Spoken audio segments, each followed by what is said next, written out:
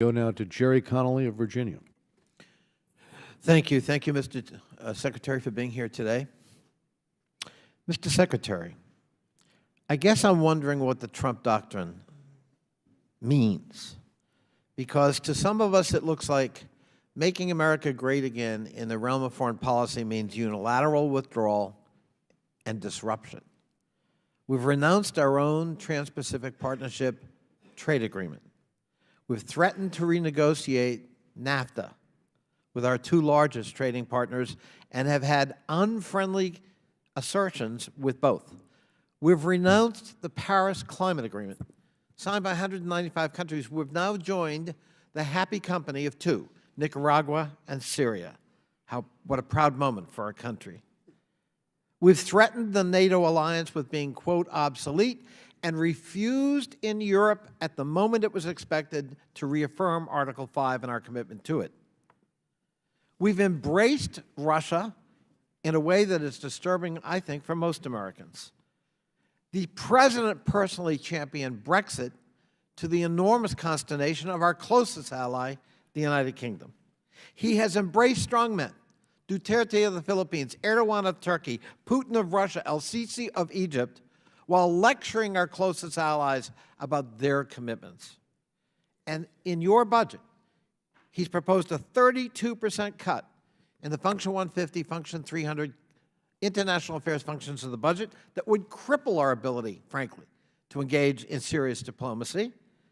And of course, there's the UN, with constant threats of pulling out of specialized agencies and even peacekeeping operations.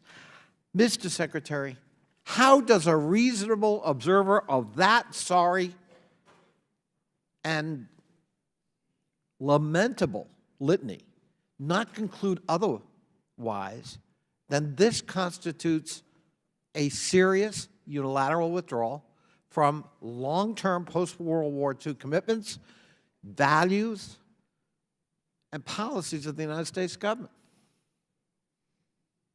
Well, Congressman, my assessment of all, if I listen to that entire list of areas, we can go down them.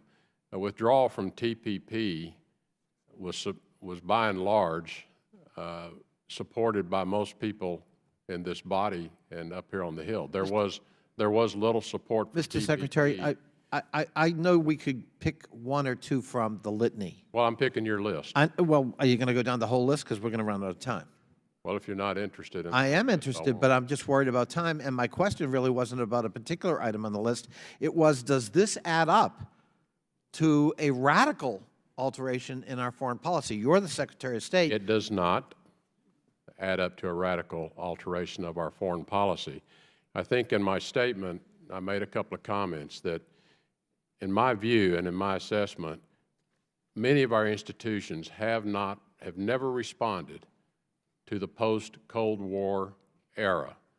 With the fall of the Soviet Union, a whole array of dynamics were unleashed globally. After 9/11, a whole new array of threats were unleashed. And we have continued to try to address those with the old constructs. Not that the constructs are not valid, and not that the constructs don't give us the frame and the relationships, but we have to begin to examine the effectiveness of those. And I think what the President is doing is he's examining all of these elements, and we are questioning whether they are as effective as they should be, and whether our partners and allies have come as far as we have come in commitments. And so I would call this an elevated level of engagement, not in any way withdrawal. I think what people are questioning is because we are making certain demands of allies and partners, and we are having this very frank, open, honest conversation with them that needs to occur. It needs to occur so that people take as difficult a decision around this as we take. That will strengthen our alliances. There will be greater commitment toward this, not less. Mr. Secretary, to call this an elevated involvement in the world would embarrass even George Orwell. I yield back.